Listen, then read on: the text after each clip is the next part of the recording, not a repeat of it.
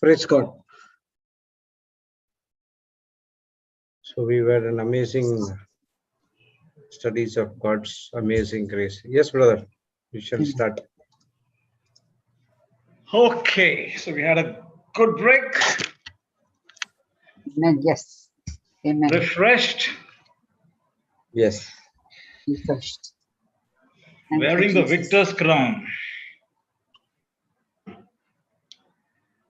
Because Jesus overcame. Thank you, Jesus. And calm. All right. So we were doing in the morning session. We were doing Matthew 23, and we studied the 7 woes, and we did whatever we had to do. And so let's wind up with Matthew 23. I'm reading from verse 34, where he said, "Therefore I am sending you prophets and sages and teachers." He's still talking to the scribes and Pharisees. After all those woes, woe to you hypocrites and all of those things, he's still talking to them and says, "Therefore I am sending you prophets and sages and teachers." What is he saying? I'm sending you people over people to tell you about the kingdom. And then he prophesies something here. He says, some of them you will kill and crucify. Right. Others you will flog in your synagogues and pursue from town to town. You know, you have to notice that Jesus says he's sending them prophets and sages and teachers. Now, when I say them, you know, we should also try and look at it in our lives presently, because there could be people God is sending our way also. Okay. So whenever we read a story, we don't have to just think about that time. We need to continuously ask ourselves, what does it mean to me in my present context? Is there a parallel to it in my life today? Don't miss out on that. Okay. So when Jesus says, I'm sending you this, then these were the prophets, the wise men, you know, whom Jesus, we know that came to pass, and you know, people, so many disciples and apostles and so many people preached after the death and resurrection of Jesus. If you want to see how this was fulfilled, all we need to do is look at the book of Acts. You'll find it there. And were they stoned? Were they flogged? Were they beaten? Were they chased away? Yes, Stephen was stoned. You know that was an act. You know that the apostles were flogged. They were put in prison. Okay? And I'm sure when Jesus mentioned the word crucify, he was talking about himself. Okay, that they would be thinking, yeah, man, that's what we are planning to do. Right? Then in verse 35, and so upon you will come all the righteous blood that has been shed on earth, from the blood of the righteous Abel to the blood of Zechariah, son of Berechiah, whom you murdered between the temple and the altar. Now, we all know the account of Cain and Abel. We know that Abel's murder was the first murder, first account of murder we read in the Bible. Okay. So Jesus is saying from Abel the first right up to that would have been as of that point, that would have been the last one. Not that that would be the end of it, but while Jesus was talking, he says, what does he say in verse 35? From the blood of the righteous Abel to the blood of Zechariah, the son of Berechiah. Okay. Something to note out here in the way we read our Bible, because people can then turn and say, no, that didn't happen. That's not in the Bible. Okay, because we know the account of Cain murdering his brother Abel, and we have the death, we have the account of the death of a person, Sequeira, the son of Jehoiada, in 2 Chronicles 24 in verses 20 and 21. But we have no record of the murder of Sequeira, the son of Berechiah, which Jesus is talking about in this verse. Okay, he says this is already a done thing, and he says from Abel up to the blood of Sequeira, the son of Berechiah. So if Jesus said it, it must have been something that they knew that has happened. Just because it is not in the Bible, it doesn't mean that it didn't happen, because Jesus says so, that it has happened already. That would have been the latest thing, that might have been the latest thing till then, concerning the murder of the messengers of God, the people of God. Right? So, whatever and whoever Jesus is referring to out here seems to indicate that they themselves, the scribes, the Pharisees, the teachers of the law, they were responsible for murdering this person Jesus is mentioning, Sequeira, son of Berechiah. Okay, and just because we don't have a record of it, it doesn't mean it didn't happen. The very fact that Jesus is speaking it means it has already happened.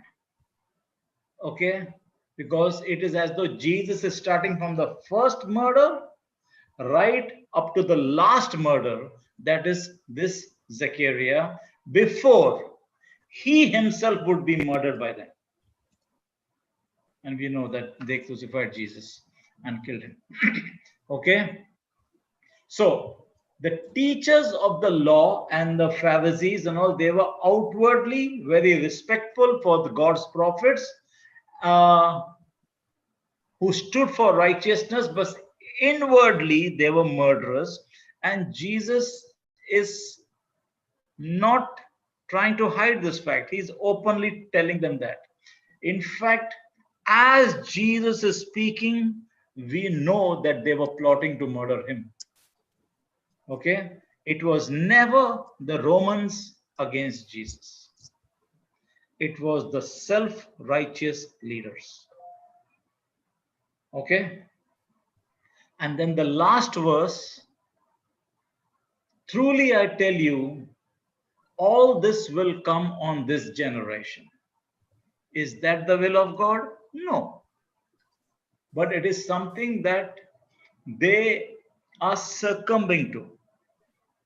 They are leading themselves to, in spite of all the warnings, in spite of all the sages and the prophets and the messengers of God and all coming and telling them.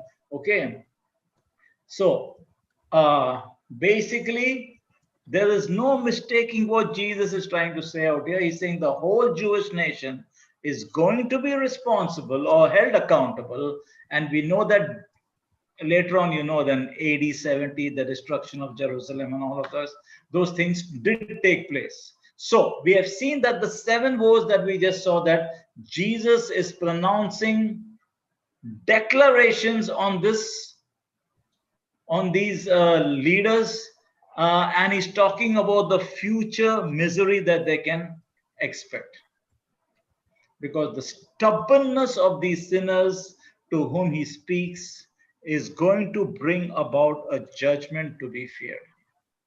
Right? He's trying to say, you know what? You are calling down the wrath of God upon yourself, by yourself. Truly, they are to be pitied. Not only they, even among ourselves today, whoever is there, and I'm not only talking about believers, I'm saying outside the circle of believers, even within believers, people are to be pitied if after everything is being made so plain and clear that we don't follow it. Okay, we've just seen that Matthew 23, it's ending in verse 36. It is Jesus lamenting over Jerusalem. You think that's the way he wants it? No. He doesn't want it that way, but that's the way it's going to happen.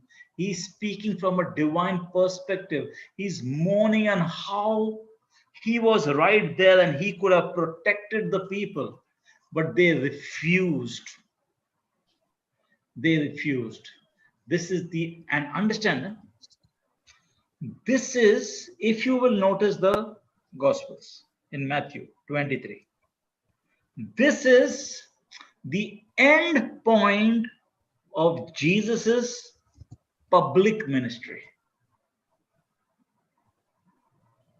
What I mean to say is, in the following chapters, you will see that Jesus is giving extensive teachings to his disciples. But you will not see any more public gatherings or lessons to the public or public encounters. You will not see that. Yeah, there will be, it's as though there will be no more opportunity for people to hear directly from Jesus.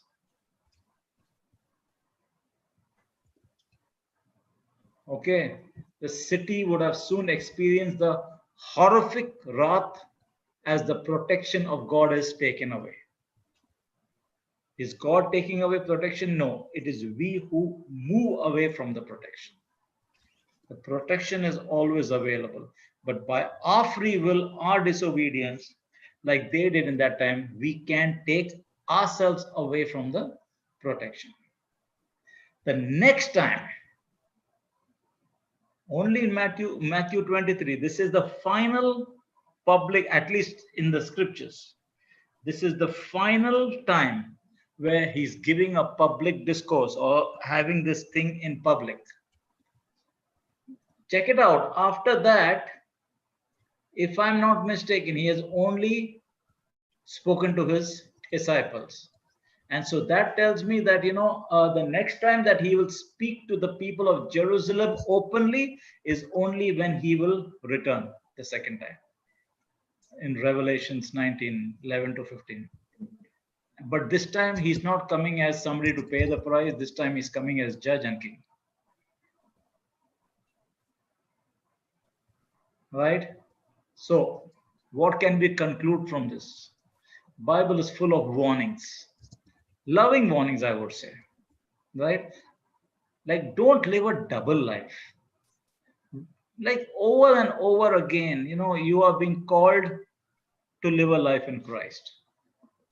Practice, live what you have learned, what you're preaching. If people are to see Jesus in us, that is one of our roles, that the world around us has to see Jesus in us, then our lives have to reflect his glory. People have to turn around and tell us, you belong to your Father. Like Jesus said to the scribes and Pharisees, you belong to your father, the devil. People, when we reflect the glory of God within us, because we are all carriers of presence of God now, and we are supposed to change the atmosphere wherever we go, and we reflect his glory. When somebody sees us, they also should make similar statements. You belong to your Father, the God in heaven.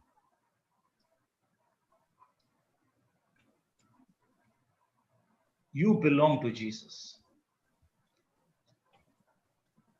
Our lives has to display the fruit of the Spirit.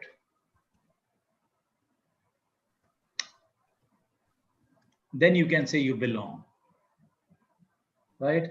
We have to come to the conclusion that there is absolutely no room for hypocrisy in the Lord's church. We have been called to be open and honest. That's fine. Make yourself vulnerable. That is okay.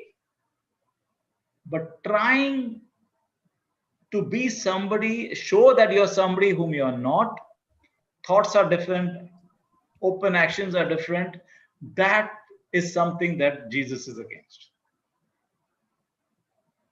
All right? So I just went through that. We are still summarizing what we did last time. Of course, we didn't do the woes and all. But what I was trying to bring out was what we did the last time. That Jesus had various encounters with various people. And then we saw the encounters with the religious leaders. And then we saw the encounter with the woman. Especially, we took the example of the woman caught in adultery. Then we saw his encounter with Zacchaeus, right? That means who was looked upon as a sinner, somebody who didn't want, who was hated. Okay, Jesus brought repentance into his life by his goodness. Okay, and then we saw the encounter with the lepers, the 10 lepers. Right, and we learned from that that there are no outcasts in the kingdom of God.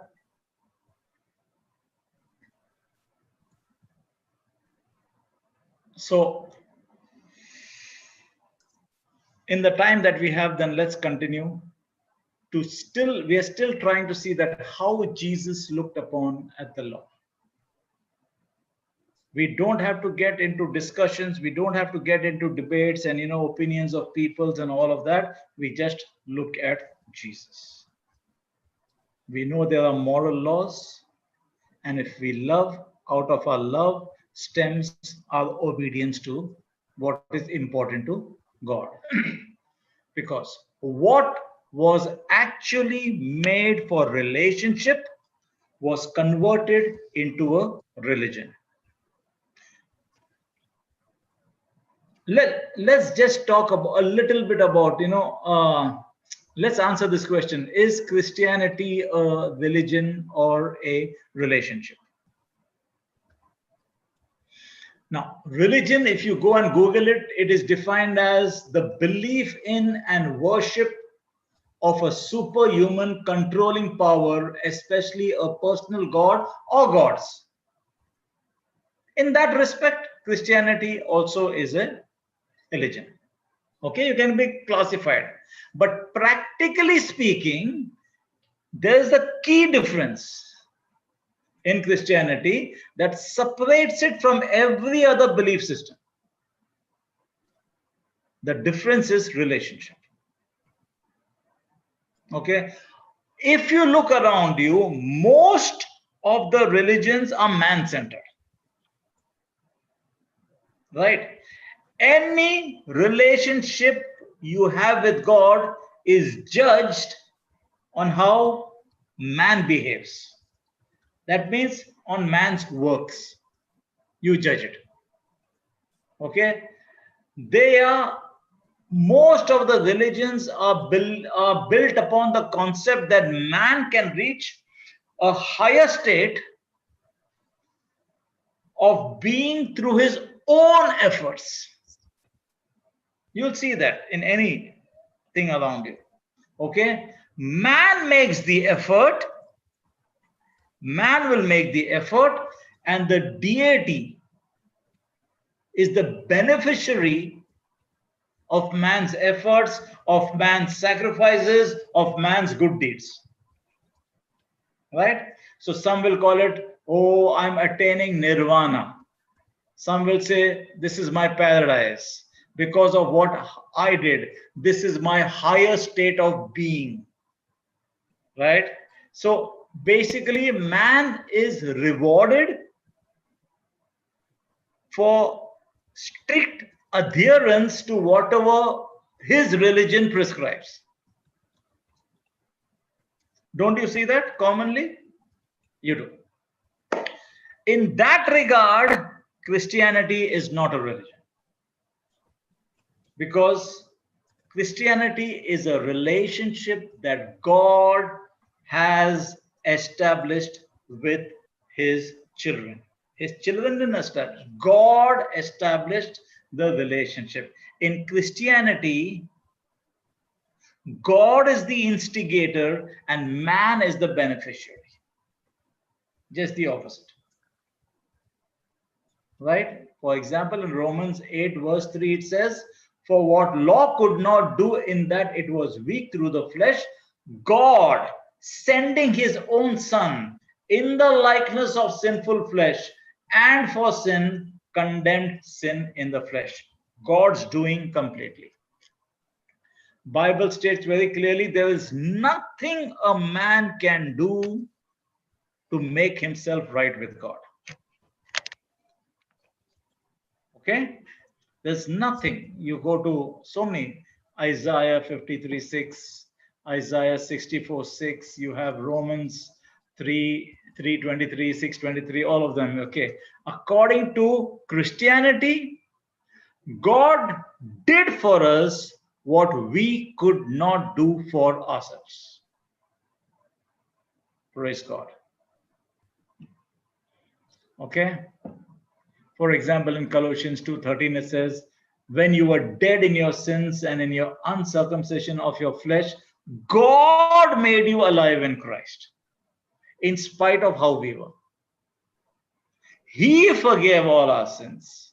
Again, in 2 Corinthians 5:21, God made him who had no sin to be sin for us. Right? So that in Christ we might become the righteousness of God. It's okay. One thing we know by now, our sin separates us from the presence of God. We also know that if it is sin, it has to be punished. But because God loves us so much, he took that punishment on himself. All we must now do is accept his gift of salvation through faith. It's all God. I just accept. It's a gift. So grace is God's blessing on the undeserving, right? A grace-based relationship between God and man is the foundation of Christianity. And it is the direct opposition of religion. In fact, since we have been studying for so long, even in the morning session, what we said, even before this, it was that established religion that was the staunchest opponent of Jesus during his earthly ministry.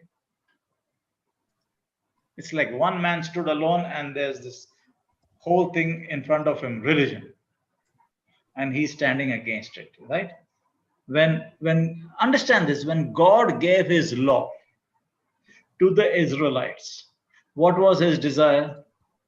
Love the Lord your God with all your heart, with all your soul, with all your strength, right? That was the main purpose. Okay? Love the Lord your God. What does love speak of? Relationship. Obedience to everything else or every other command has to come, or it has to stem from a love of God, a love for God. You can't disobey something that you know is important to your God and then say, I love God. The fact that you do what your God wants confirms that you love it. You love God. All right? So as I said, the intention or the desire of God when he gave the law was that people would love God, love him with their everything. Heart, soul, mind, strength, with everything. And that they would come. I mean, the other part need not be emphasized because we already know God loves us. Okay, from our side, this was the desire. Okay, and then because it's love is the central point, and then love speaks of relationship, obviously. You cannot have love where there is no relationship, or you know, relationship is only there, or you can call it a relationship if there is love involved. And out of that now will come obedience to everything else. As simple as that. And in any case, we are able to love him because he first loved us. Right? Scripture tells us that, you know, man didn't, I mean, at least in Christianity, God pursues us. Anyway, after all this loving thing that happened, we have just seen that by the time Jesus came on the scene, the leaders had made a religion out of God's desire to live in a love relationship with them. And then they perverted God's law into a work-based relationship. And this is what alienated people from God. Right? And that is why Jesus was so upset. It's like, you know, my Father's desire you have trampled on. You have played with that. They added so many of their own rules and made it so cumbersome for people. And then what they do, they prided themselves in their ability to keep the law, at least outwardly. Outwardly, they gave themselves those titles and positions so that they could lord it over the people, right? Who could never keep these strenuous rules. So you always fell short. You always felt burdened, right? But what is it that the Lord actually wants? It's simple. Check out Jesus' teaching on inner purity. Time and again, if you read the Gospels, if you come to know the nature of Christ, you will see that he's talking about us keeping it simple. Focus on the right things. Don't focus on something external like tradition. Don't focus on that. Because lip service, hypocrisy counts for nothing in the kingdom of God. God looks at the heart. And he said so very plainly in the Gospels. Matthew 15, if you read verses 1 to 20, the Pharisees and the scribes, they are asking, every time they were trying to point out some faults. So here they are trying to ask Jesus, why do your disciples disobey our age-old tradition? Right? For they ignore our tradition of ceremonial hand washing before they eat. Again, we are focusing on how to keep the important things important. Right? And all these passages of scripture tells us the heart of Jesus, where it lies. And we should align ourselves with the heart of Jesus. Jesus replied to them and said, and why do you by your traditions violate the direct commandment of God? For instance, God says, honor your father and mother, and anyone who speaks disrespectfully of father or mother must be put to death.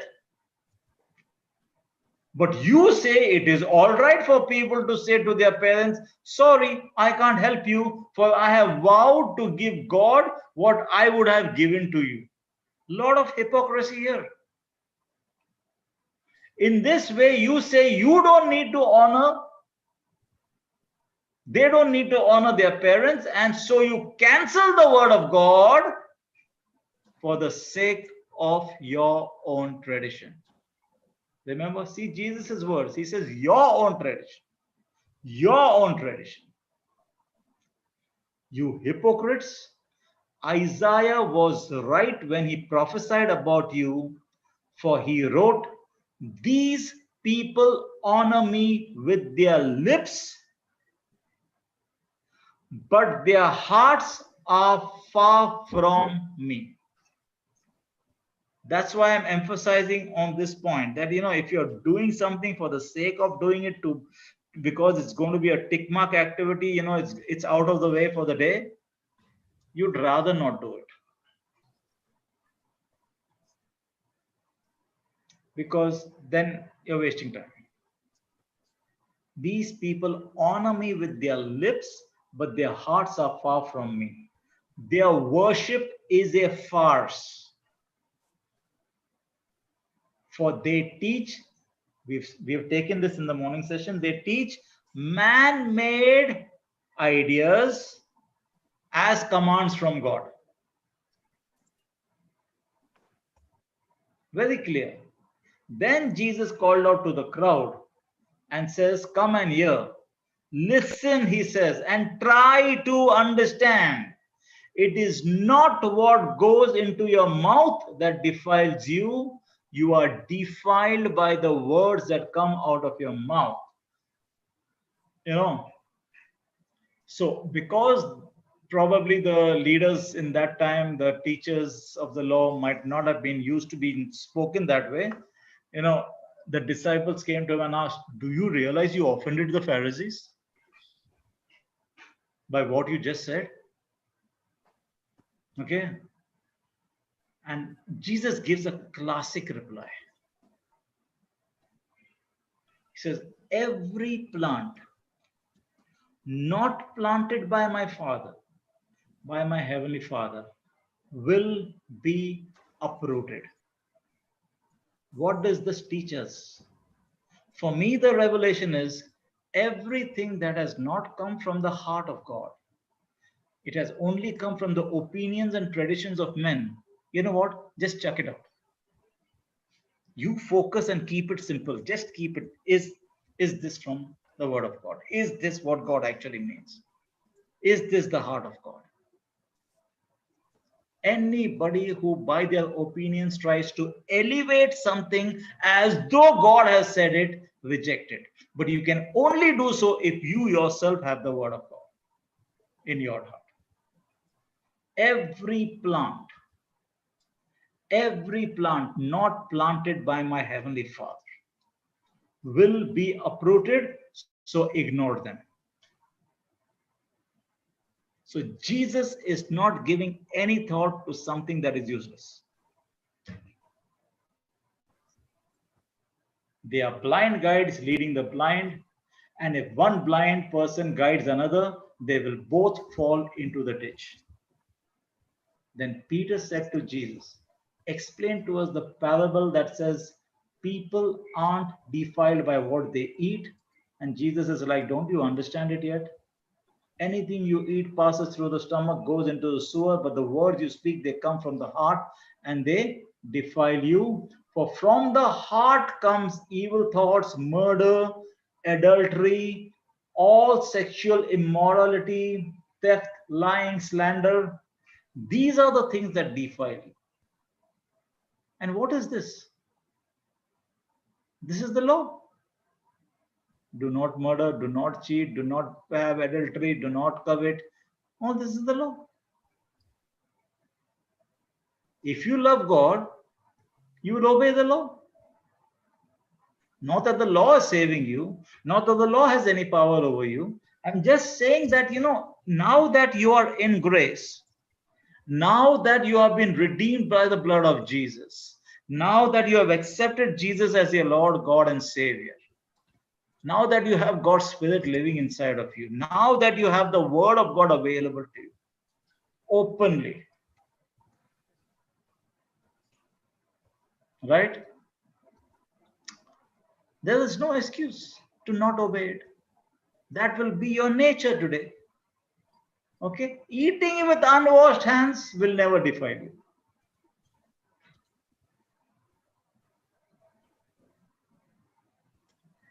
That is one of the things I have against Brother Johnson also. I don't know to how many people's houses he has come. He never washes his hands, man, before eating. And I'm like, go and wash hands and it has to be clean. So, brother, wash hands here before eating. No matter where he's been, people, who have been with him will know it. And he's like, you know what?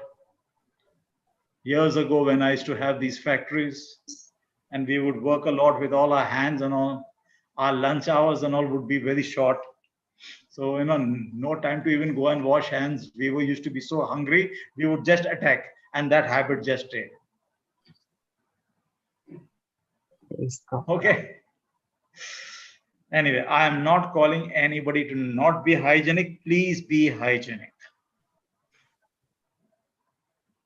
Tomorrow, somebody might do something and some germs or some virus might, he has built up his immune system. That's okay.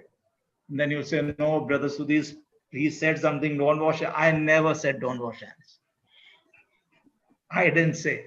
I'm saying that in the kingdom of God, it doesn't matter. But while you're living in this world, it will matter. So you go and do the right thing. At the same time, try to build up your immune system. That's okay. Okay? But wash hands. It's good to be clean. Okay. All right. So, like Jesus says, eating with unwashed hands will never defile you. Okay? So we have just seen that the Pharisees and all, they were very adept at law keeping, rule keeping, but they failed, so much so that they failed to recognize God when he was standing right in front of them. Right? They had chosen religion over relationship. Scales came over, blindness came. Even today, we have religion that is masquerading as Christianity. We have leaders creating rules that are not found in Scripture. Some who profess to follow Christ are actually following man-made religion in the name of Jesus. And this is one of Satan's favorite tricks. Deceive.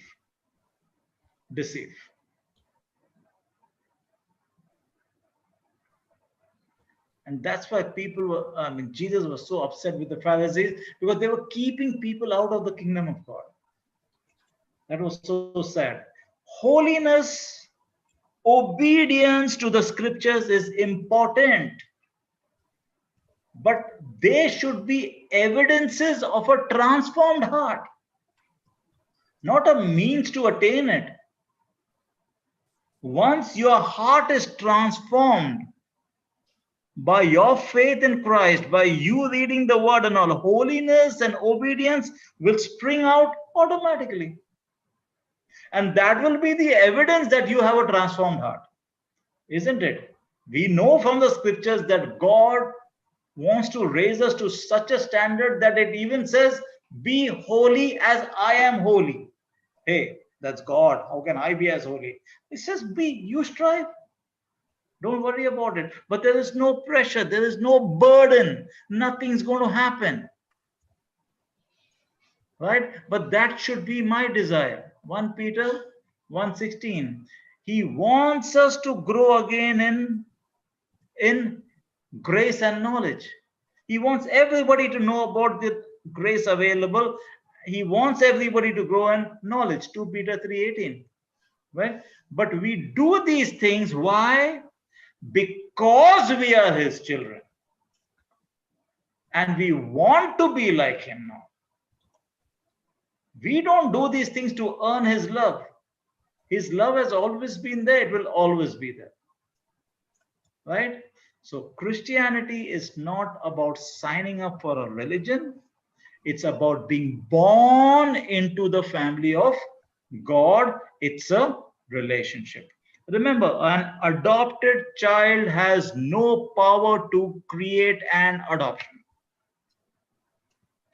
We have no power to join the family of God on our own efforts by saying, I did this, I did that, so I get to join your family. No. You have no power to do that. We can only accept his invitation. to know him as a father through adoption. And when we join his family through faith in what? In the death and the resurrection of Jesus, what happens? Something wonderful happens. The Holy Spirit comes and lives inside our hearts. What does he come to live? To watch TV? No, he comes to empower us to do those very things that we cannot do in our own, to help us fulfill our purpose.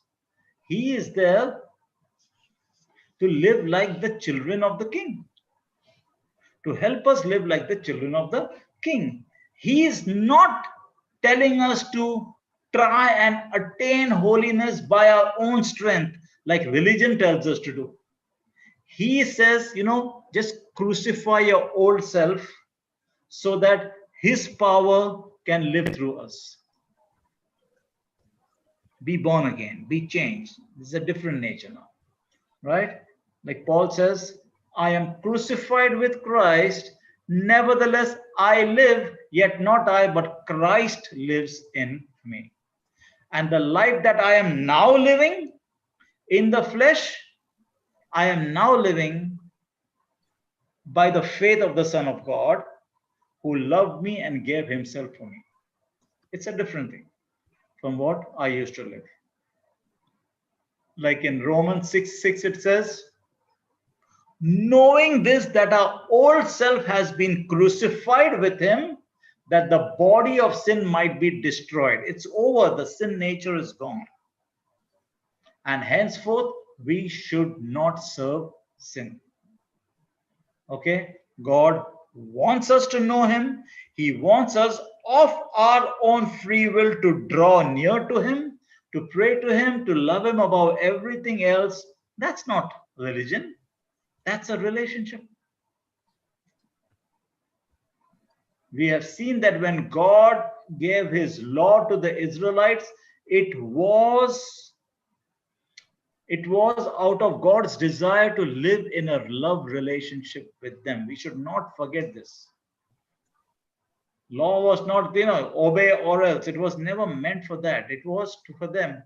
Love speaks of relationship. We've seen that obedience has to stem from the love for God.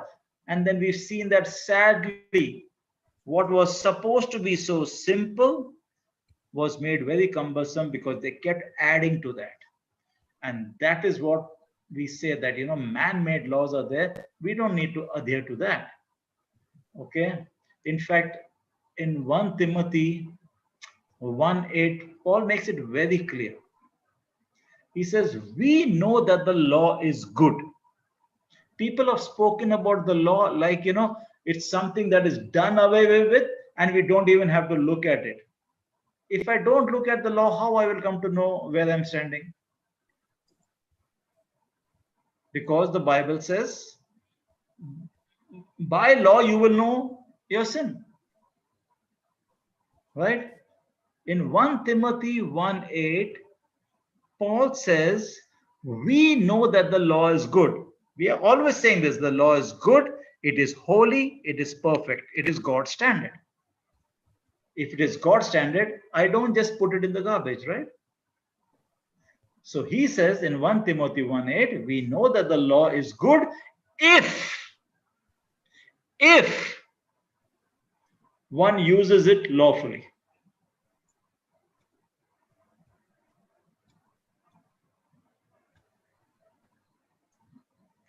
Okay. In fact, let us explore this from, I said, verse 1 Timothy 1:8. Let's see it from 3 to 11, just to get the context. Paul is saying in verse 3, as I urged you when I went into Macedonia, remain in Ephesus, that you may charge some that they teach no other doctrine. So what this is telling me is that there were leaders and teachers in Ephesus, Ephesians, who were teaching a different doctrine to the Ephesians. So here Paul is charging Timothy, just stay there. Okay, so that they are taught no other doctrine. Okay, nor give heed to fables and endless genealogies, which cause disputes rather than godly edification, which is in faith. Our job is godly edification. Okay? Verse 5.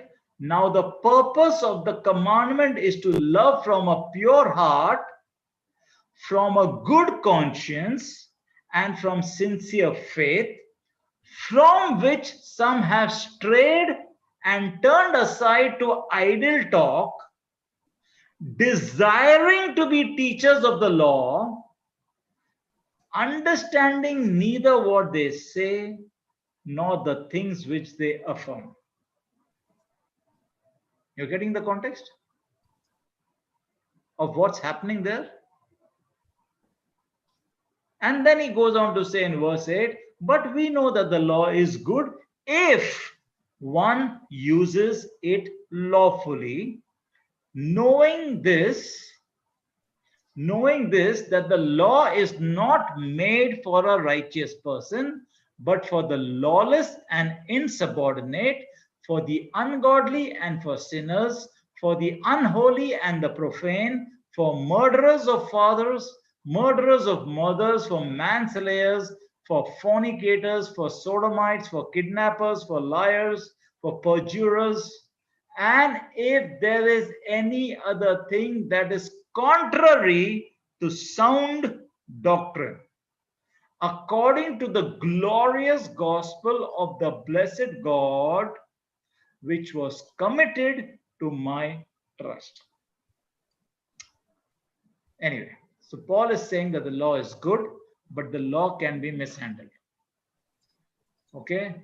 The condition is the law is good if one uses it lawfully, which can be understood as legitimately or properly. In other words, in a very literal sense, what Paul is saying is the law is good when it is used for what it was originally intended for.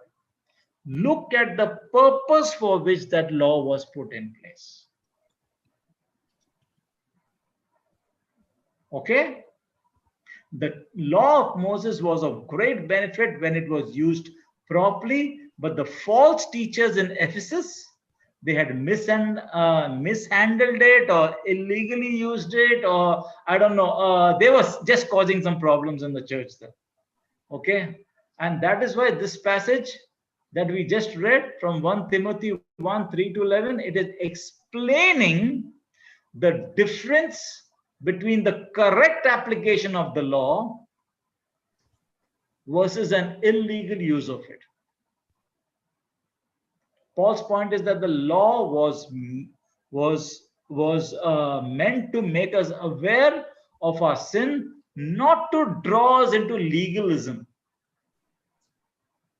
The false teachers were bickering over the law and they were missing the point.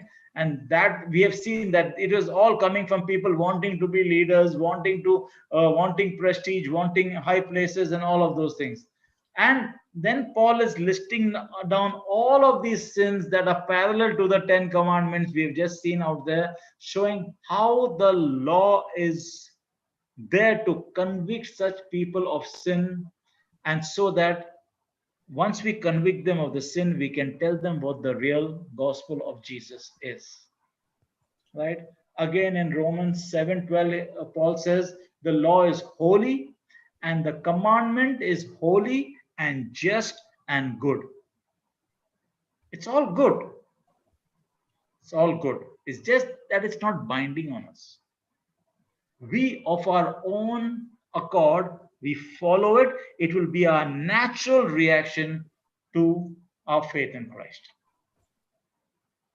In Romans 7, Paul is describing the relationship between Christians and the law of Moses.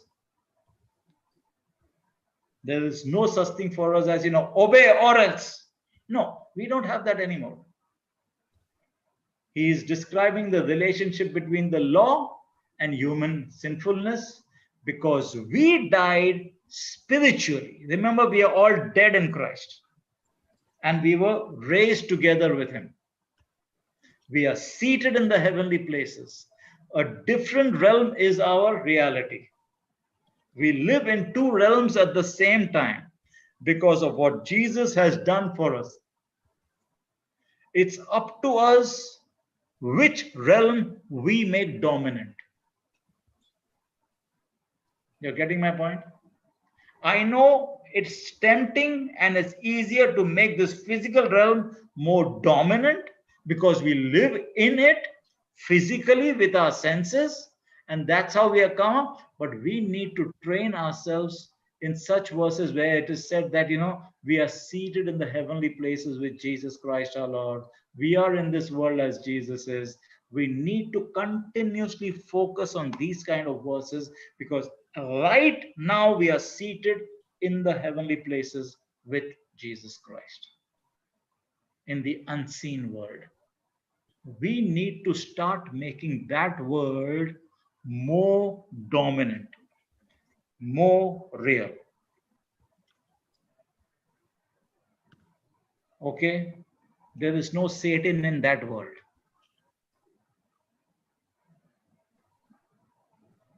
So then what happens is then whatever goes wrong in this physical world, it will not be a problem. Okay? So we died spiritually when we came to faith in Christ. We have been freed from our obligation to follow the law. But Paul is still insisting that God's law, the law of Moses, it is holy. The commandments in the law, they are holy, they are righteous, they are good. Okay, in the law, God has revealed his heart, and it is showing us his standards for right living. Okay, Paul wants all his readers to know that he is not condemning the law.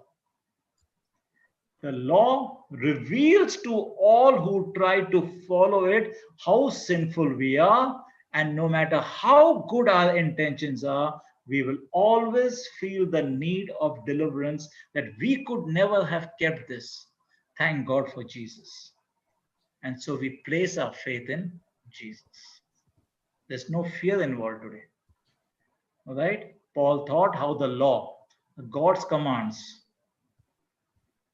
make us aware of the sin that is already in us. It keeps us humble. It keeps us grateful. Okay? It makes us aware that we are sinners. We were spiritually dead. We were separated from God. Okay? But it helps us to realize that we needed a savior, and thank God for that savior. Right? So,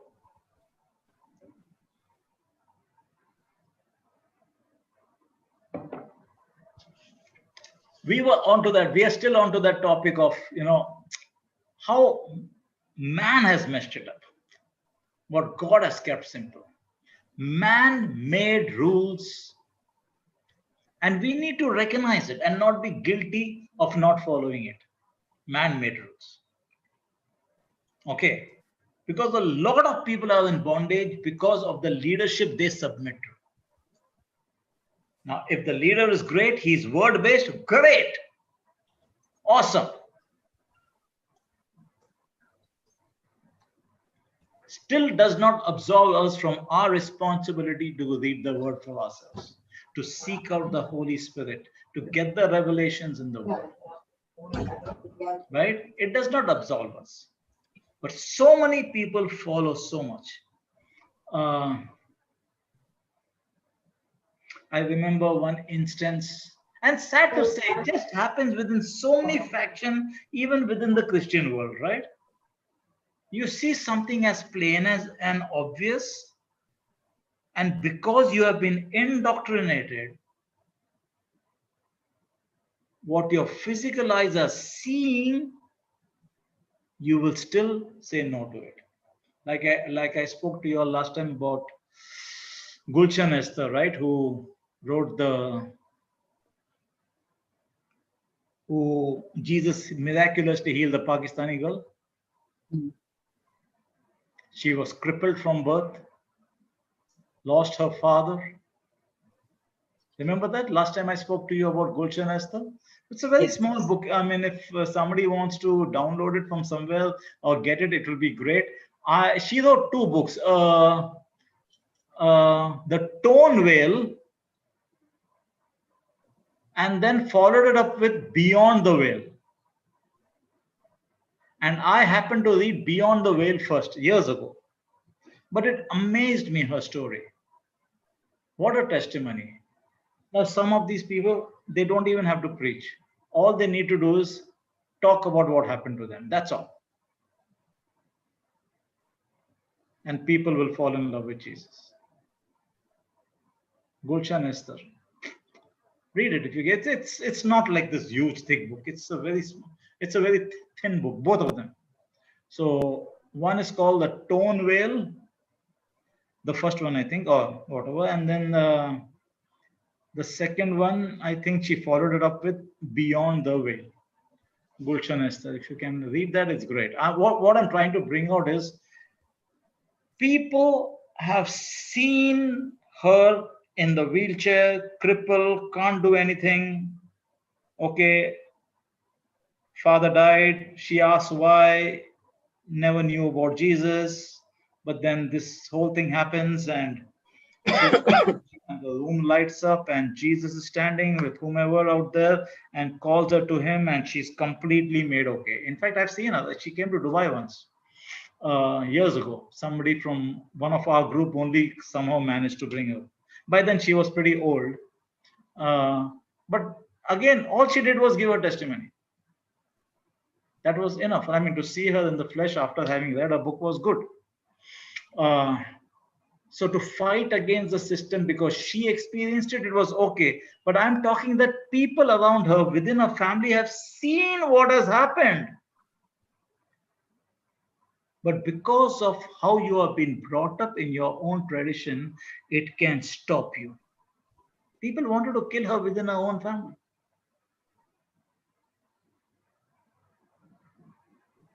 Same with Prakash Naniwadekar. The testimony I've shared, or I'd given brother to share with you. Awesome testimony. He came to my house. I said, I'll record this. I will make CDs out of this, and which I did at that time. Now CDs hardly matter. But anyway, I'm just saying that he was beaten on the streets. He was stripped naked, and you know what all they did, in spite of seeing that he has come out of a condition which everybody in the world, every expert doctor in the world gave up and says, this guy can't live. He'll be on bed. And some guy comes and makes a 1-minute prayer and goes away free. Next morning he's healed. I mean, these are supernatural things which people see. But because you were brought up in a belief system so strong over the ages, now you want to fight that in spite of seeing what you have never seen in your years of belief in the other system. Right? So that's what we are trying to see. We are trying to develop to see the real thing. We don't want man-made stuff. It's good if man-made stuff is true in line with the word of God, great. If not, I'm comfortable. I want to keep it simple. Okay, let's take some example of that. What happens when man-made rules get in the way of God's gracious plans? We have just seen how Jesus was so upset because they were stopping people from entering into the kingdom of God. Okay, there is a classic example in Mark 2.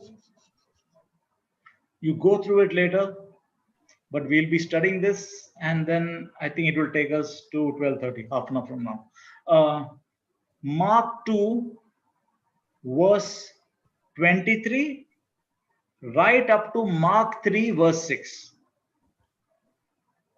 Keep this in mind. Mark 2, verse 23, right up to Mark 3, verse 6. It's not too long. It's fine. So I'll quickly read it so that we get the context. One Sabbath, Jesus and his disciples were walking through the field of wheat. We are still in the same context. You know how they opposed Jesus and how Jesus tried to tell them to keep it real. Okay, we are still in the same mold. We are trying to learn from this so that as sons and daughters of God, as Christians, we know how to be. Okay. Sorry, one Sabbath, Jesus, I'm reading this particular one from the Passion Translation. One Sabbath, Jesus and his disciples were walking through a field of wheat. The disciples were hungry, so they plucked off some heads of grains to eat. But when some of the Pharisees saw what was happening, they said to him, "Look, your disciples shouldn't be harvesting grain on the Sabbath." Jesus responded, "Haven't you heard what King David and his men did when they were hungry? They entered the house of God when Abiathar was high priest and ate the sacred bread of God's presence. They violated the law by eating bread that only the priests were allowed to eat, but there is one here who is even greater than the temple." He's giving them hints after hints. Then he said to them, and this is a classic, we should all take home lessons from this. We'll elaborate on this a little bit more. When Jesus said, the Sabbath was made for the sake of people, not people for the Sabbath. Everything God does, he does it for us, for our good. Remember that. For this reason, the Son of Man exercises his lordship over the Sabbath. Then Jesus left them and went again into the synagogue, where he encountered a man who had an atrophied, paralyzed hand. Everyone was watching Jesus closely. See the attitude inside the temple. Everyone was watching Jesus closely to see if he would heal the man. First and foremost, before Jesus came, I don't think there was any healing happening, right, in the world. Now they are seeing signs and wonders instead of rejoicing in the glory of God. By now they got used to Jesus doing miracles. You see the extent to which religion can take you. Now this is a done thing. Like earlier, they never called God Father. For them it was blasphemy. But today we get to call God Father, so we might not do it with the value we need to place on it. Because why? We are openly getting to call him Father. That should not happen. The awe, the wonder of it should never disappear from our lives. They are seeing signs and wonders and miracles being performed from Jesus on a daily basis. Okay? So now there comes a point where they are saying, let's see if this guy will heal on a Sabbath. So everyone was watching Jesus closely to see if he would heal the man on a Sabbath, giving them a reason to accuse him of breaking Sabbath rules. So Jesus said to the man with the paralyzed hand, "Stand here in the middle of the room." Then he turned to all those gathered there and said, "Is it against the law to do evil on the Sabbath or to do good? To destroy a life or to save one?" No one answered him a word. Then he looked around at everyone. Jesus was moved. Important statement here. Jesus was moved with indignation and he was grieved. He was so sad by the hardness of their hearts. Like, where is your thinking, guys? No. And he said to the man, now stretch out your hand. As he stretched out his hand, it was instantly healed. After this happened, the Pharisees left abruptly and began to plot together with friends and supporters of Herod Antipas how they would kill Jesus. See what religion does? To study this, first and foremost. And remember, those guys thought they were doing it for God. Legalism. Legalism is putting the law above the gospel. Okay? It is raising to the level of biblical mandate and command what God has not commanded or prohibited in his word. But we talk about it like it is from God. It is of God. Okay?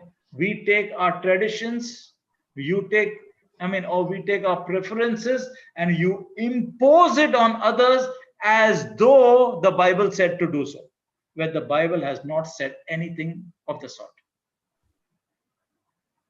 Right? There's this guy who's written books over books and very good understanding of the word long ago. His name is R.C. Sproul. He said that there are 3 types of legalisms. Okay, but he said in reality, legalism will manifest itself in very subtle ways. Have to be very careful. Basically, legalism will involve abstracting the law of God from its original context. Don't miss out on the original context. But you take it out of context and make something else out of it, that's legalism. Okay? Like even today, you'll see Christians preoccupied with obeying rules and regulations. Okay? They will conceive of Christianity as though it is made up of do's and don'ts. You know, some cold, deadly set of moral principles not mentioned in the Bible. That is one form where one is concerned merely with keeping God's law as an end in itself, just like the Pharisees did.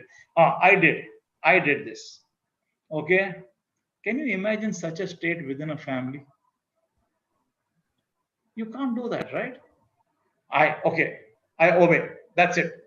No affections, no love, no nothing. But there is a rule in place, I follow that rule. That's legalism. Now, God certainly cares about following his commandments. But there is more to a story that we dare not forget. What is that? God gave laws such as the 10 commandments in context of a covenant.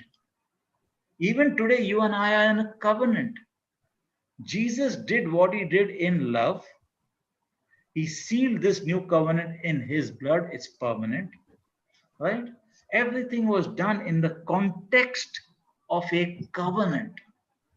It's so good to be in a covenant with Christ, right? First, God was gracious. He redeemed his people out of Egypt. He entered into this loving relationship with Israel. Only after that grace-based relationship was established that God began to define specific laws that are pleasing to him. We understand this. In fact, R.C. Sproul says he had a professor in graduate school who said the essence of Christian theology is grace. And the essence of Christian ethics is gratitude. Very simple statement. We have to understand we today live under grace. Our whole life today is a life of gratitude because there's nothing that I can boast of that I did by myself. It's all a gift of God. Okay? So the legalist, he says, isolates the law from God who gave the law. He's not so much seeking to obey God or to honor Christ as he is to obey rules that are devoid of any personal relationship.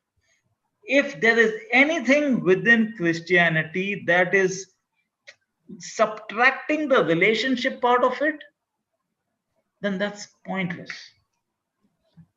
It's useless. But if we are doing something because we are in this love relationship, that is what God intends. It has to change our prayer life. It has to change in the way we connect with God.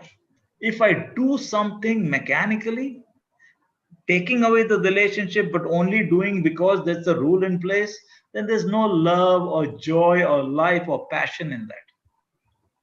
Right? It's like a mechanical form of law keeping, and it's so very external.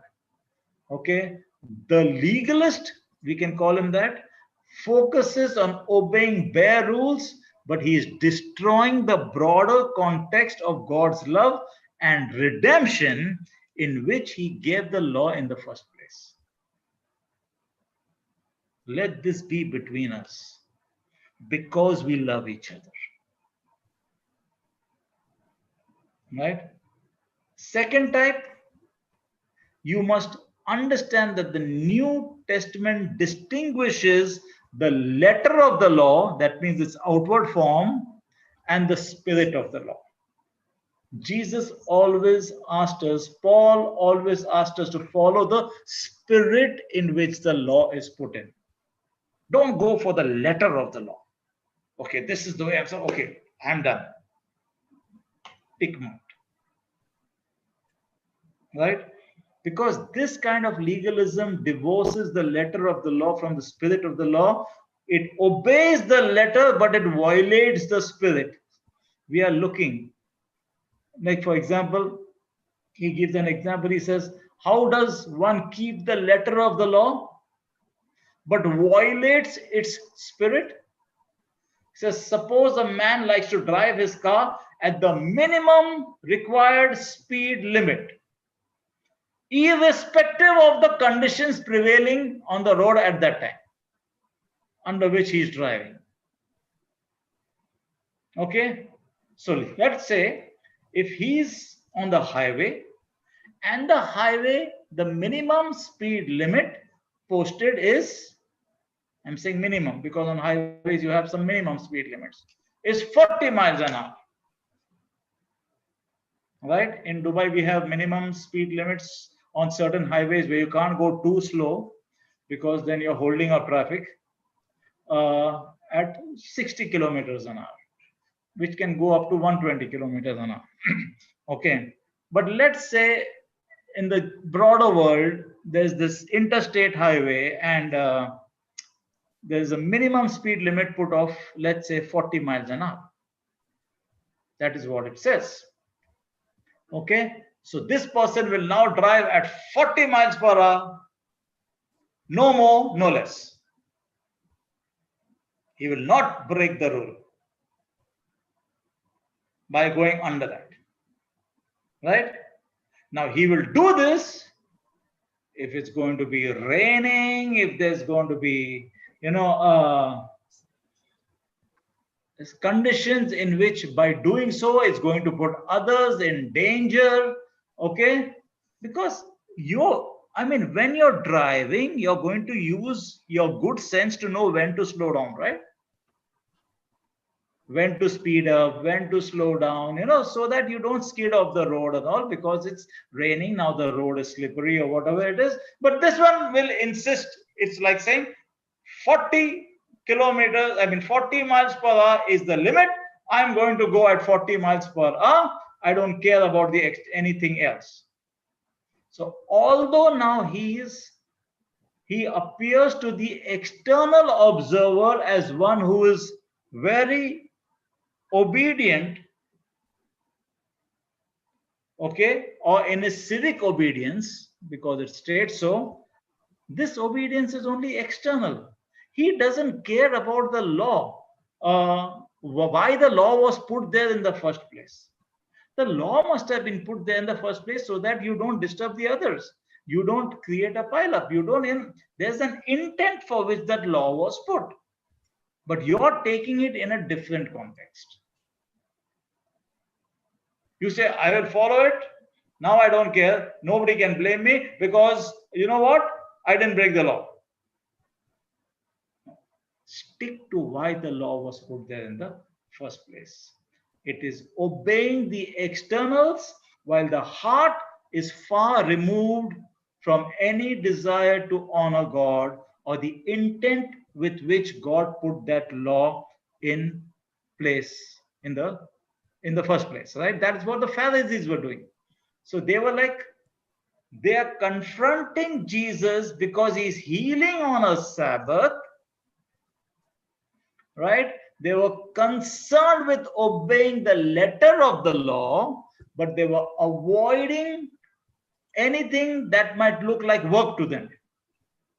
They missed the spirit of the law. Why was the Sabbath put there in the first place? Okay. Third, this is the worst. Adding rules to God's law and treating them as though they are divine. This is the most common one. Okay. And this is the most deadly form. Right? They say in the Old Covenant, God gave 10, but ultimately it was taken by man to 630. Something like that. Okay. Jesus rebuked the Pharisees. We have just seen at this very point saying what? You teach human traditions as though it was the word of God. See, we have no right to impose restrictions where God has not placed any. Of course, each organization, each church, each group, they can have, they have a right to set up their own policies in certain areas. For example, somebody might say, switch off your mobiles. Or Bible might not say anything or not give us any indication of whether or not soft drinks are allowed in the church's fellowship hall. Right? But the church has a right to regulate such things. Okay, that's fine. But when we use human policies to bind the conscience of men in such an ultimate way, as though his salvation depends upon it, then we are venturing into very dangerous territory. A territory which is God's alone. You don't try to play God.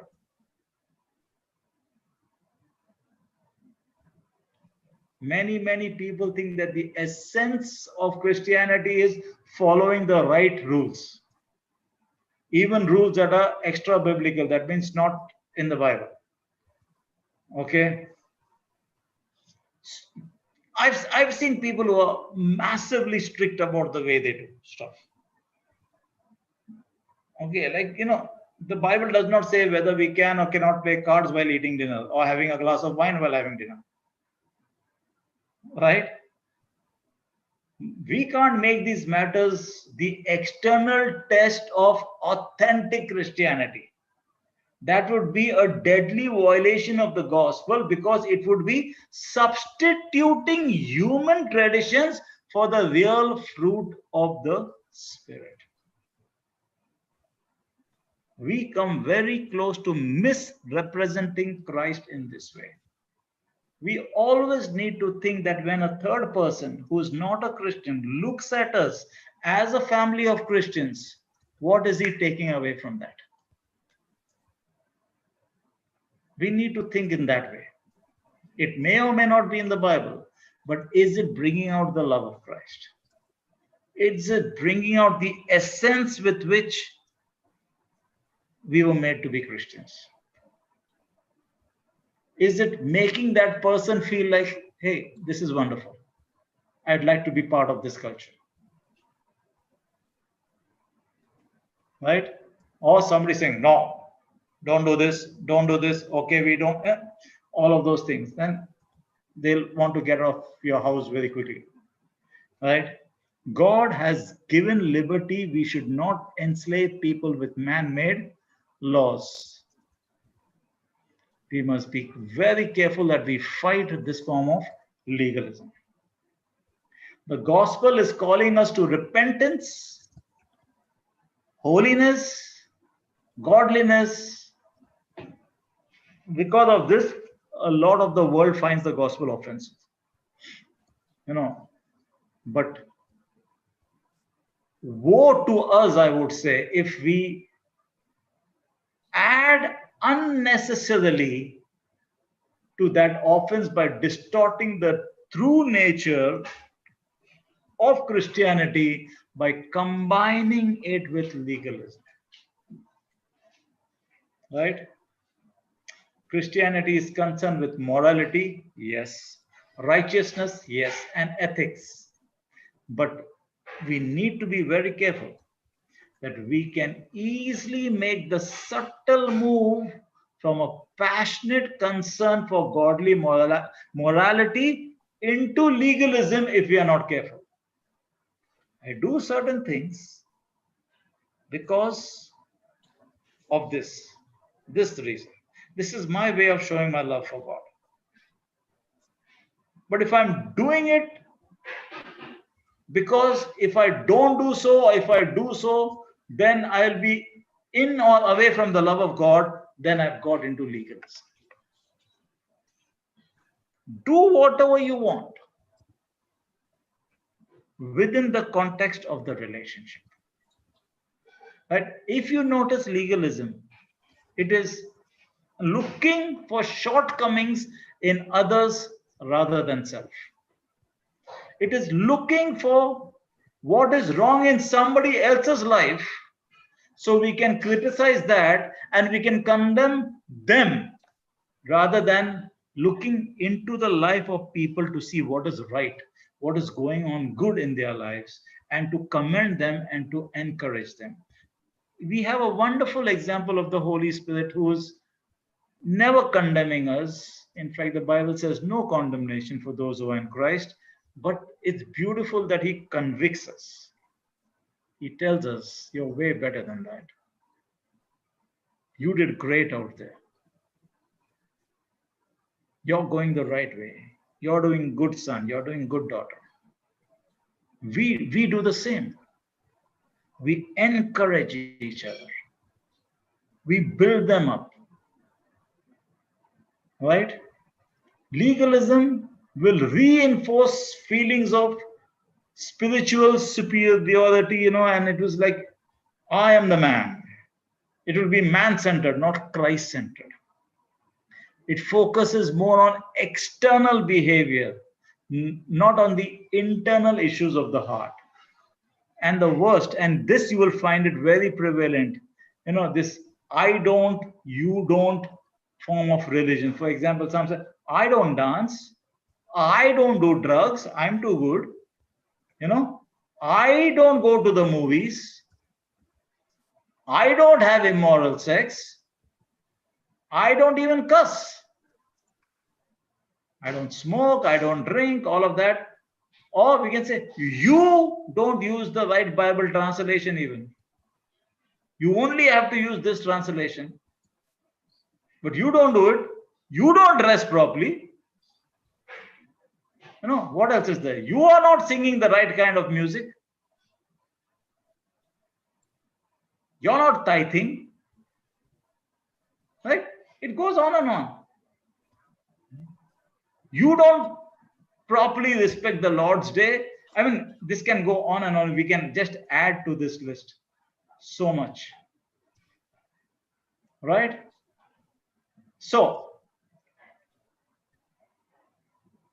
just let us be careful. We will continue in the same vein next week because I want to see how Jesus handled all of this. We are just focusing on how Jesus handled it, and we tug on to his tail. That's it. We want to do it just like Jesus did. I'm saying it can be so devastating. Once somebody who's way into Christianity, religion, okay, somebody I know very dearly, whatever it is. I remember, and this I'm talking about way back in 2009. It was June or July, my first or the second, I think this in July 2009. Brother Johnson had come, we would meet in a warehouse. And once a month he would come for 4 or 5 days. We would have these sessions in the evening.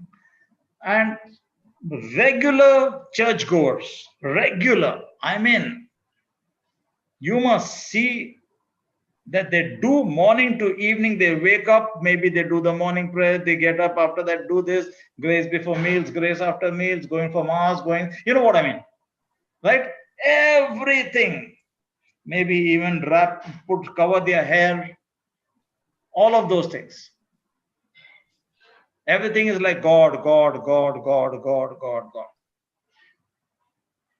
Okay. And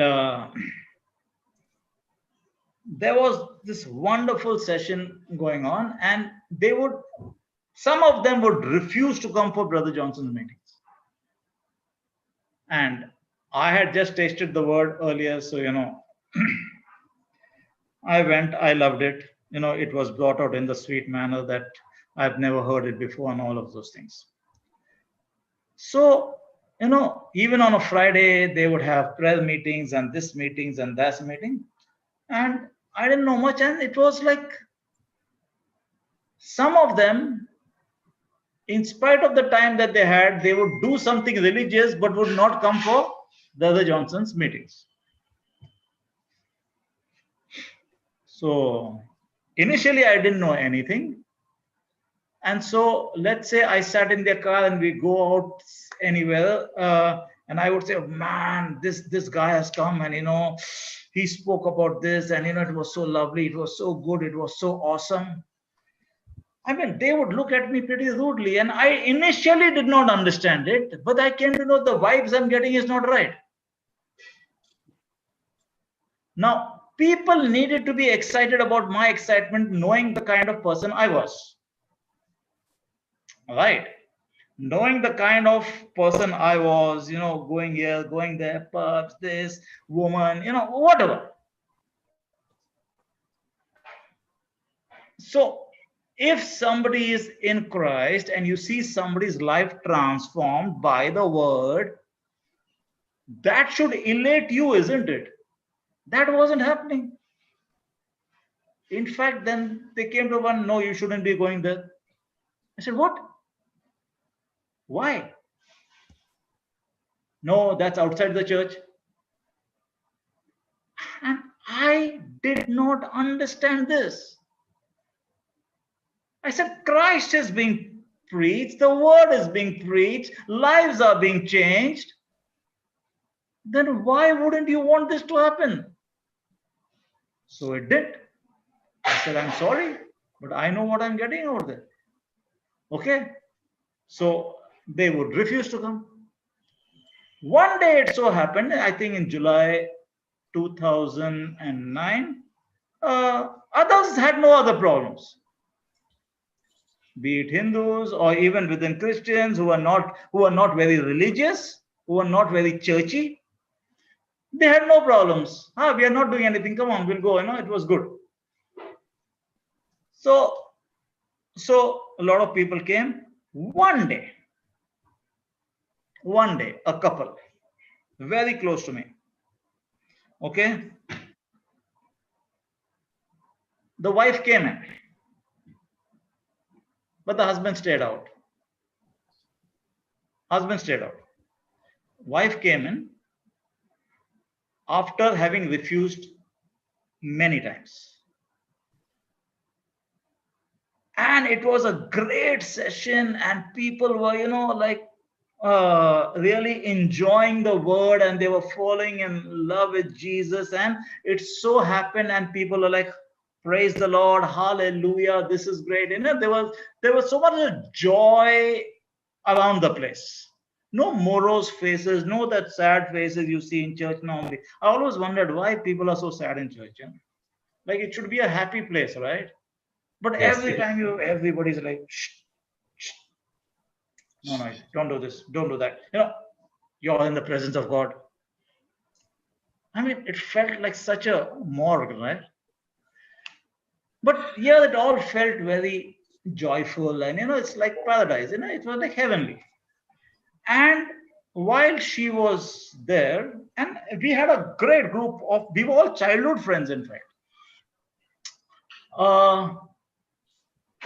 There came a time where this guy was limping. He came with his daughter. This guy was limping, and couldn't walk without his stick or whatever it was. Okay, he just came. So he came in front, and then brother said he put up one scripture. So the guy looks at the scripture and says, brother says, you know about this. Then the guy turns around and says, no, I don't, because I'm a Muslim. Okay, none of us knew that. Okay, and posh guy, it's not just anybody who will come anywhere. No, he well educated, seemed pretty rich, and all of those things. Must have been in a good position. Somebody must have invited him that you have a condition, it's not going. Why don't you give it a shot? Something like that must have happened. So when he came in front, I mean, hats off to his courage in coming in front. It's like the leader of the synagogue coming and bowing in front of Jesus and all, it's great. So he said, no, I don't, because I'm a Muslim. So brother says, fine. I mean, without even taking a breath back or whatever that is, he said, it's fine. Then he gave him an analogy. He just said, let's say if you had a confirmed ticket, would you be worried about the seat on the plane? Something like that. He says, no, why would I be worried? I know I have a ticket in my hand, and no matter when I go there, that seat is mine. I'm not bothered about being thrown off the plane or somebody crowding me out, whatever that is.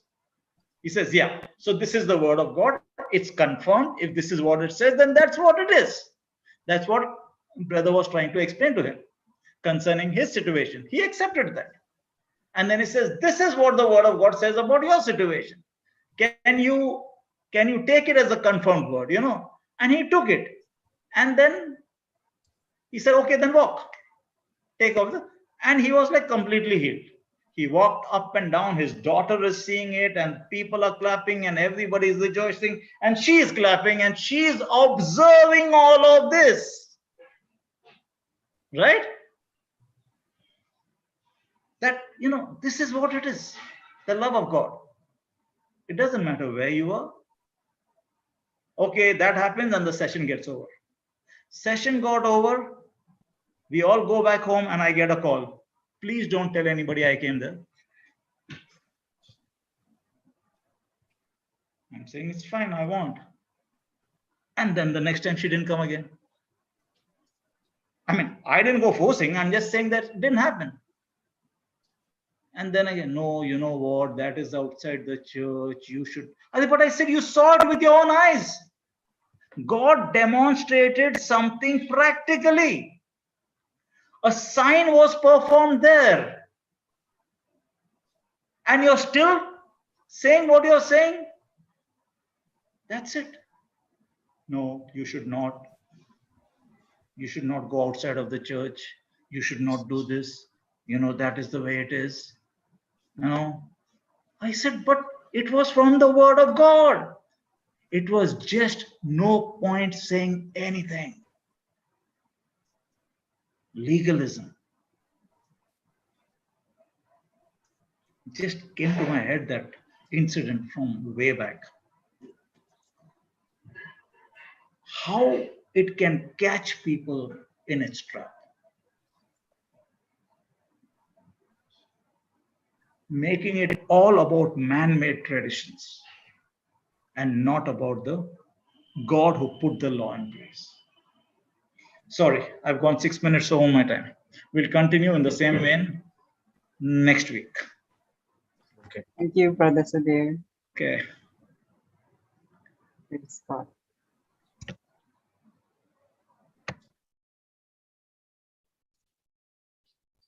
Yes, Sister Jesse. It's okay. In the name of the Father, and of the Son, and of the Holy Spirit. Amen. Daddy, we thank you, Daddy. Thank you for this awesome session with practical examples, not only from real life, but also from the Bible. We saw so many passages how Jesus condemns hypocrisy. Yes, Lord. Thank you. Thank you for warning us against hypocrisy. Yes. Our heart is all that matters is what is in our heart. You do not look at what, it is not about what men do, but rather what is in the heart that is important. It is not the externals, but the internal, what is in our heart. Because what you desire is a relationship, not actions, not merely keeping laws, keeping observances, not doing things out of legalism. Jesus, Lord, sorry for the times we have done things out of legalism, out of merely mechanically doing things, just to say that we have something has been done, so that we can have a tick on the checklist. That is not what you want.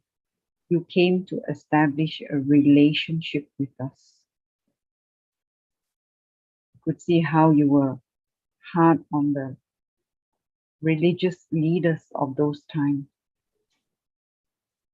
but you were not against them.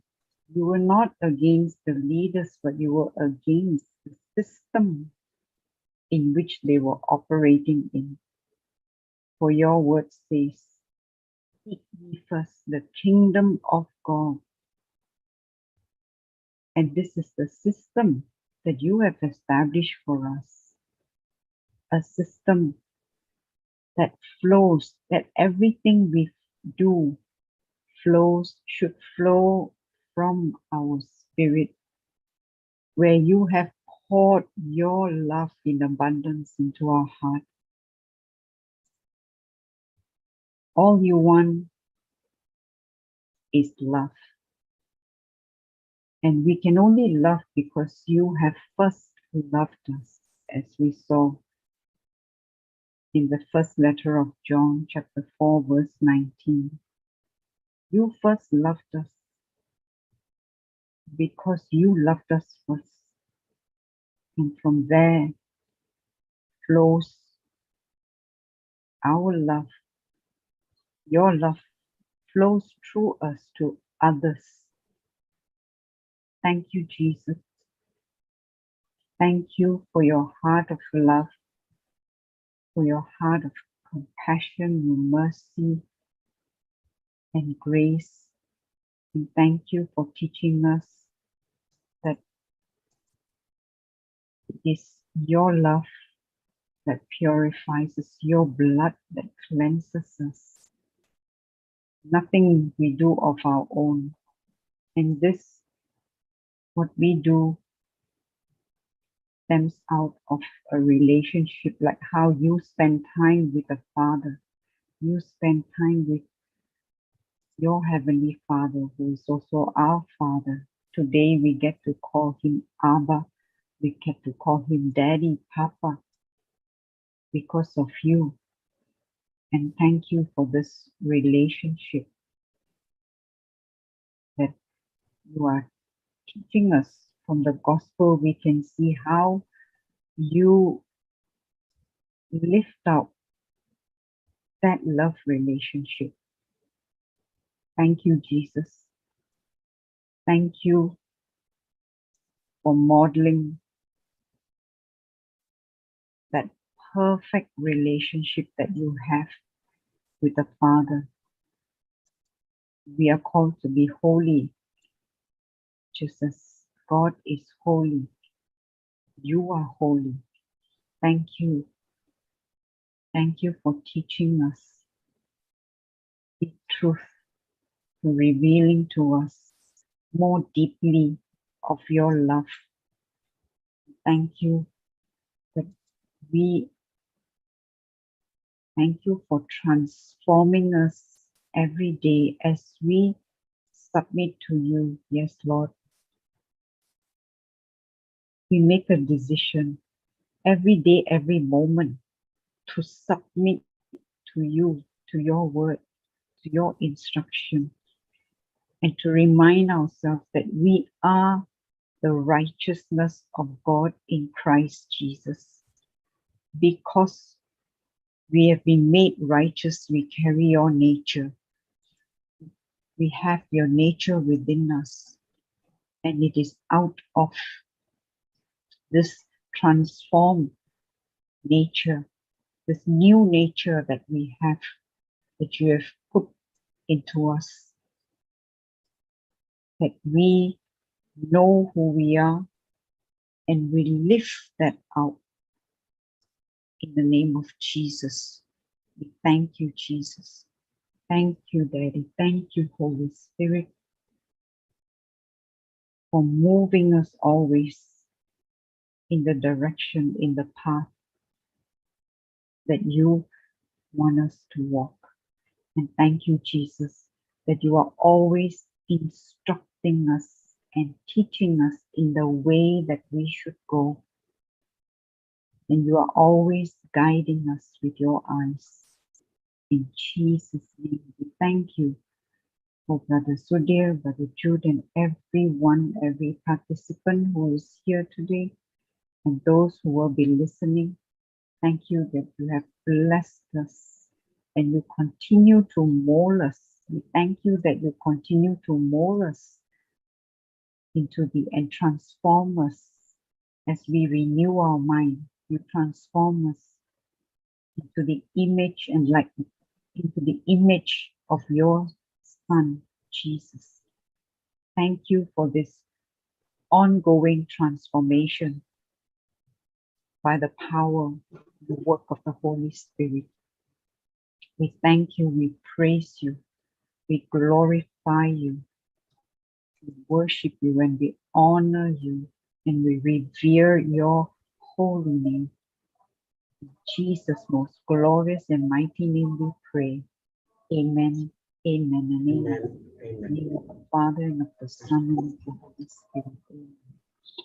Amen. Thank you, Sister Jessie. Thank you Thank for you, your Brother Jude. Thank you, praise. Brother Sudhir. Thank you, Brother Sudhir. Everyone. So announcements for today. So we have 3:30. We have Mighty Mom teaching.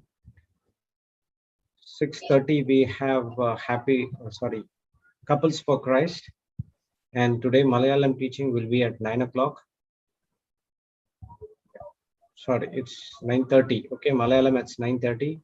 And early morning we have 5:30 a.m. teaching for Canada. And tomorrow it's 10:30 a.m. It's children's. And followed by 3:30 p.m. it's for global healing session with children's too. Thank you. Rest